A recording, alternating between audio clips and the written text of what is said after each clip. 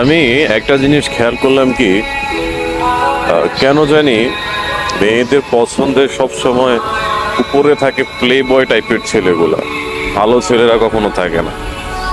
কারণ আমি যতটুকু দেখলাম মেয়েরা সবসময় একটু অ্যাগ্রেসিভ, একটু রোমান্টিক, একটু বোরিং টাইপের ছেলেদেরকে তাদের পছন্দ না। যেসব ভালো ছেলেরাই সবসময় বোরিং হয়, এই জিনিসটা আমি জানি। তো মেয়েদের পছন্দগুলো সবসময় গাঁজাখোর, পাটপাত, মানে প্লে বয়, যার একাধিক রিলেশনশিপ থাকে তাদেরকেই কেন পছন্দ।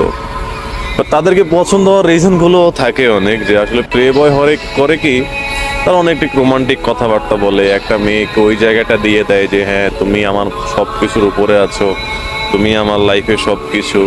এবং তাদের পরিচয়টাই হয় এইভাবে ইমোশনালি।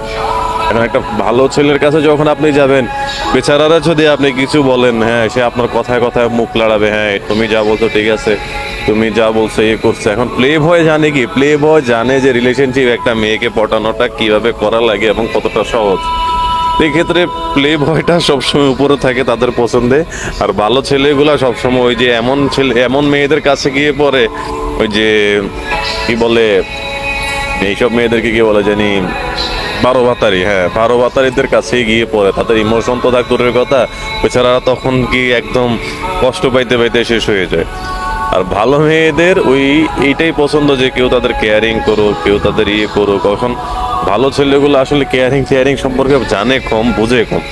এটা আসলে আপনি যা বলবেন তাতেই হ্যাঁ, যা বলবেন তাতেই না, এই হচ্ছে আর কি কাহিনী।